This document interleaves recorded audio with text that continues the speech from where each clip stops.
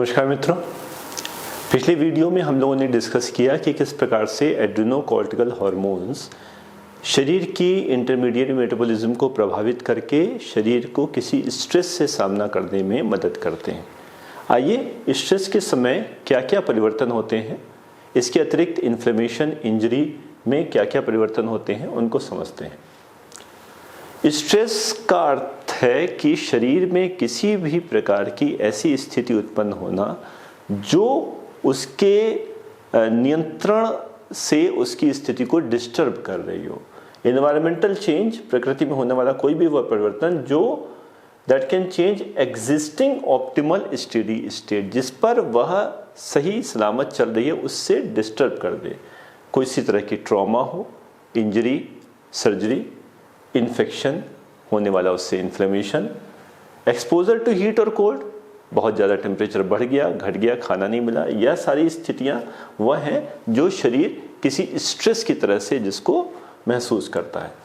अब आप जानते हैं स्ट्रेस हार्मोन्स तो मुख्य रूप से कैटेकोलामीन्स हैं। तो कैटेकोलामीन्स वह उस स्ट्रेस से सीधे जाके युद्ध करते हैं, लेकिन उसकी व्यवस्था जितनी है वह ग्लूकोकॉर्टिकॉइड्स बनाते हैं। तो hormones which help in activating catecholamines, catecholamines को स्ट्रेस से लड़ने के लिए तैयार करना, उसके लिए पूरी व्यवस्था करना, कैटेकोलामीन्स को प्रभावी बनाना, यह कार्य है ग्लूकोकॉर्टिकॉइड्स का, जिसको हम लोग आज समझेंगे। तो एड्रेनलिन को ग्लूकोकॉर्टिकॉइड्स दो प्रकार से मदद करते हैं। पहली चीज तो एड्रेनलिन की सिंथेसिस में ग्लूकोकॉर्टिकॉइड्स का बड़ा योगदान है। हम जानते हैं कि एड्रिनल ग्लैंड में जो उसकी ब्लड सप्लाई है, ब्लड एड्रिनल ग्लैंड के बाहर, कॉर्टेक्स के बाहर से प्रवेश करते करते तब बीच में मेडुला तक पहुंचता है। तो इस प्रकार यह ब्लड क्या हुआ, सेंट्रीपिटल ब्लड फ्लो। तो जब वो ब्लड बाहर से अंदर की तरफ आ रहा है तो अंदर आते समय यह बाहर से कॉर्टिसोल को लेता हुआ आता है।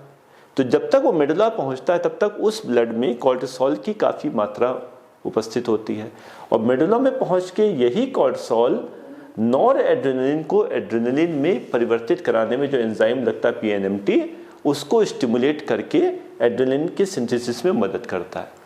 तो इस प्रकार प्रकृति ने कितनी अच्छी व्यवस्था की है कि यह अंदरूनी भाग, यह बाहरी भाग, बाहर से जो साइनोसॉइड्स के द्वारा ब्लड अंदर आ रहा है, एड्रिनल कॉर्टेक्स होता हुआ अब एड्रिनल मेडुला में पहुंच रहा है। तो मेडुला में इस ब्लड में अंदर आते समय कॉर्टिसोल की काफ़ी मात्रा प्रवेश कर चुकी होती है। तो यहाँ पे कॉर्टिसोल लेस कंसंट्रेशन है, यहाँ कॉर्टिसोल की हायर कंसंट्रेशन है मेडुला में पहुँचते समय।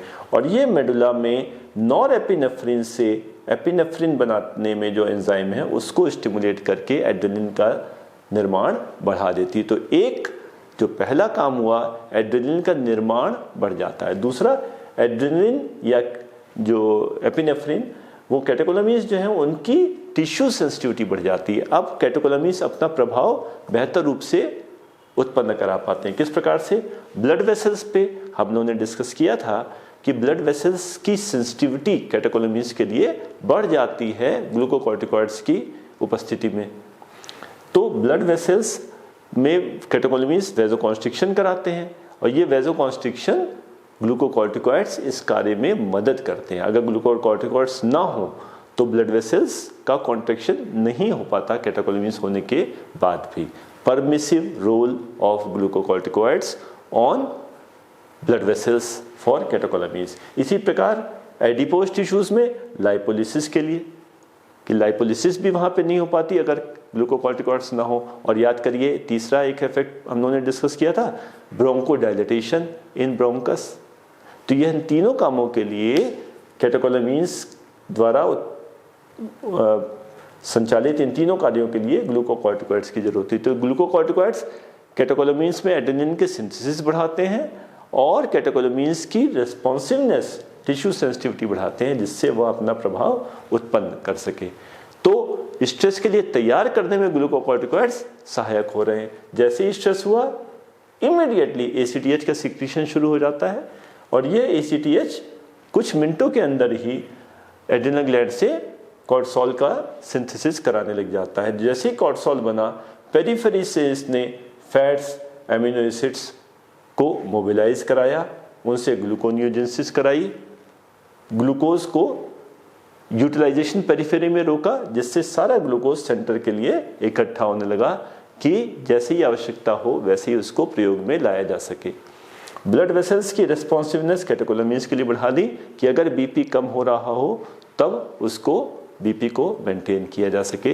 तो इस प्रकार ग्लूकोकॉर्टिकॉइड्स ने स्ट्रेस के लिए न्यूट्रिएंट्स की, स्ट्रेस के लिए कैटेकोलमीन्स की कार्य की व्यवस्था पूरी इन्होंने तैयार की। अब ब्लड सेल्स पे इसका क्या प्रभाव पड़ता है? किसी भी स्ट्रेस से लड़ने के लिए उस वक्त ऑक्सीजन की भी आवश्यकता पड़ेगी, ग्लूकोज की पड़ेगी, ऑक्सीजन की। तो क्रमशः आरबीसीज का प्रोडक्शन भी आरबीसीज के नंबर को भी बढ़ा देता है, जिससे ऑक्सीजनेशन प्रॉपर हो सके टिश्यूज का। हो सकता है कहीं ट्रॉमा हो, उसमें से ब्लीडिंग हो रही हो, तो हीमोस्टेसिस में हेल्प करने के प्लेटलेट्स की संख्या बढ़ा देता है। तो आरबीसीज भी बढ़ा दी, प्लेटलेट्स भी बढ़ा दी, जिससे टिश्यू ऑक्सीजनेशन बढ़ सके, हीमोस्टेसिस बढ़ सके। अब तीसरा जो महत्वपूर्ण इसका भाग है वह है डब्ल्यूबीसीज पर ग्लूकोकॉर्टिकॉइड्स के प्रभाव। डब्ल्यूबीसीज में न्यूट्रोफिल्स यह तुरंत काम करने वाली सेल्स हैं, लिम्फोसाइट्स यह क्रमशः लंबे समय तक काम करने वाली सेल्स हैं। तो एक्यूट इन्फेक्शन और वो क्रॉनिक इन्फेक्शन से, तो एक्यूट इन्फेक्शन के लिए तो यह तैयार करती है बॉडी को कि न्यूट्रोफिल्स का नंबर बढ़ा देती है और न्यूट्रोफिल्स का प्रोलिफरेशन उनका बढ़ा देती है। लेकिन जो मोनोसाइट मैक्रोफेजेस हैं उनको सप्रेस करती है और लिम्फोसाइट्स की फंक्शन को भी और लिम्फोसाइट्स के नंबर को भी सप्रेस करती है। तो न्यूट्रोफिल्स को बढ़ाती है, लिम्फोसाइट्स को घटाती है। तो आप समझते हैं क्या होता है? ब्लड वेसल्स में, ब्लड वेसल की वॉल पर जो एक स्टोर के रूप में, रिजर्व के रूप में जो न्यूट्रोफिल्स लगी रहती है, मार्जिनेटेड न्यूट्रोफिल्स, उनको वॉल से हटाकर सर्कुलेशन में ले आती हैं। तो इस प्रकार से जैसे ही ग्लूकोकॉर्टिकॉइड सिक्रीट होते हैं, जो न्यूट्रोफिल्स ब्लड वेसल वॉल पे हैं वो सर्कुलेशन में रहती हैं और सर्कुलेशन में उनकी संख्या बढ़ जाती है। मैक्रोफेजेस को सप्रेस कर देती हैं और इस्नोफिल्स के नंबर को भी घटा देती हैं। तो इस प्रकार केवल न्यूट्रोफिल बढ़ रही हैं, मोनोसाइट, मैक्रोफेजेस, इस्नोफिल्स यह सब कम होते जाते हैं। प्रमुख प्रभाव इसका है लिम्फोसाइट्स के ऊपर। लिम्फोसाइट्स के नंबर बहुत तेजी से इनकी संख्या घटती है। वास्तव में जो सर्कुलेशन में लिम्फोसाइट्स हैं वो सर्कुलेशन से हट के जो स्टोर्स हैं, spleen, lymph node, bone marrow, वहाँ चले जाते हैं। अब देखिए, न्यूट्रोफिल्स तो वहाँ से सर्कुलेशन में आ जाते हैं और लिम्फोसाइट्स सर्कुलेशन से इन लिम्फोइड टिश्यूज में चले जाते हैं। लिम्फोइड टिश्यूज में उनका बनना, उनका प्रोलिफरेशन, उनकी सिंथेसिस उनको सप्रेस कर देती है, जिससे आगे चल के लंबे समय तक कॉर्टिसोल एक्सेस होने पर यह लिम्फोइड टिश्यूज की एट्रोफी तक होने लग जाती है। ये सब क्यों हो रहा है? क्योंकि लॉन्ग टर्म जो इम्यूनोलॉजिकल रिएक्शंस हैं उनको कम करना है और शॉर्ट टर्म के लिए प्रिपरेशन ज़्यादा करनी है। तो लिम्फोसाइट्स के फंक्शन भी घटा देते हैं, जिससे एलर्जी, इन्फ्लेमेशन, रिएक्शंस उनको रोका जा सके। तो लिम्फोसाइट के फंक्शंस में एक तो आता है इम्यूनोग्लोबुलिन्स, एंटीबॉडीज का प्रोडक्शन, उनको कम कर देती है, तो जिससे ओवरऑल इम्यूनिटी बॉडी की वह कम हो जाती है। तो इम्यूनोलॉजिकल सप्रेशन का काम करती हैं ग्लूकोकॉर्टिकॉइड्स लिम्फोसाइट्स को घटाकर। तो इन्होंने न्यूट्रोफिल्स को बढ़ा दिया, लिम्फोसाइट्स को घटा दिया। इन्फ्लेमेशन में कोई भी स्ट्रेस, कोई भी चोट लगी, कोई भी इन्फेक्शन हुआ तो बॉडी का रिस्पॉन्स क्या होता है? इन्फ्लेमेशन। एक पिन प्रिक हुई, पिन प्रिक के बाद वहाँ पे कुछ जो ट्रॉमा, जो इंजरी, जो इन्फेक्शन है, उससे कुछ सब्सटेंसेस रिलीज हुए, उन्होंने यहाँ पे चेंजेस उत्पन्न किए। ब्लड वेसल से कई तरह की सेल्स साइड पे इकट्ठा हो गई आके, वहाँ से फ्लूइड लीक होके साइड पे इकट्ठा हो गया और यहाँ पे जो जो इन्फेक्टिव एलिमेंट्स आए थे और उनके साथ लड़ाई, युद्ध ये शुरू हो गया। तो यह पूरा प्रोसेस जो इन्फ्लेमेशन का है, इसमें ग्लूकोकॉर्टिकॉइड्स बहुत पोटेंट एंटी इन्फ्लेमेटरी एजेंट की तरह से काम करते हैं इन्फ्लेमेशन को सप्रेस करने के लिए। तो जितना अर्ली स्टेजेस इन्फ्लेमेशन के होते हैं उनको ये सप्रेस कर देते हैं, और जो लेट स्टेजेस वाले इन्फ्लेमेशन उसको कुछ हद तक रिवर्स भी कर देते हैं। तो anti inflammatory nature in glucocorticoids का यह बहुत विशेष है। इसमें करते क्या है एंटी इन्फ्लेमेटरी नेचर के लिए? सबसे पहले जहां इंजरी हुई, जहां इन्फेक्शन हुआ, वहां पे सेल्स में से लाइजोसोम्स कई तरह के जो उनके अंदर एसिडिक सब्सटेंसेस, जो टॉक्सिन्स उत्पन्न जो मौजूद रहते हैं, जो एसिड्स हाइड्रोलेजेस जिनसे वो लड़ते हैं, तो वह रिलीज हो जाते हैं इन्फ्लेमेशन में। तो ये ग्लूकोकॉर्टिकॉइड्स क्या करते हैं? लाइसोसोम्स की मेम्ब्रेन को स्टेबलाइज कर देते हैं, जिससे उनके कंटेंट्स वहाँ रिलीज ना हो और इन्फ्लेमेशन को बढ़ाए ना। दूसरी चीज, जो और दूसरे मीडिएटर्स होते हैं, कई केमिकल सब्सटेंसेस, प्रोस्टाग्लैंडिन, ल्यूकोट्राइन्स, जो वहाँ पे सेल्स में उत्पन्न होते हैं, साइटोकाइंस, लिम्फोसाइट से उत्पन्न होने वाले। तो ये जितने इन्फ्लेमेशन उत्पन्न करने वाले मीडिएटर्स हैं, साइटोकाइंस किसी भी सेल से, लिम्फोकाइन लिम्फोसाइट से, उन मीडिएटर्स को यह घटा देती है। ये मीडिएटर्स क्या करते हैं? यही वेजोडाइलेटेशन कराते हैं। वेजोडाइलेटेशन हुई तो वहाँ पे लाली हो गई, एरिदमा हो गया, वॉर्मथ हो गई, ब्लड वेसल्स की परमिएबिलिटी बढ़ गई, तो जिससे वहाँ पे फ्लूइड कलेक्शन हो गया, इडिमा हो गया। फिर माइग्रेशन ऑफ WBCs उस जगह पे रुक गई, जिससे इडिमा और वहाँ पे कम हो गया। जो इंटरल्यूकिन वगैरह सिक्रीट होते हैं, जो फीवर प्रोडक्शन में पायरोजन की तरह काम करते हैं, उनको सप्रेस कर देती है। तो साइटोकाइन सप्रेस करके इन्फ्लेमेशन कम किया, साइटोकाइन सप्रेस करके फीवर कम किया। यह सारी गतिविधि जो ग्लूकोकॉर्टिकॉइड्स के द्वारा होती है, एंटी इन्फ्लेमेटरी एक्टिविटी बहुत आवश्यक है। सेलुलर लेवल पे होता क्या है?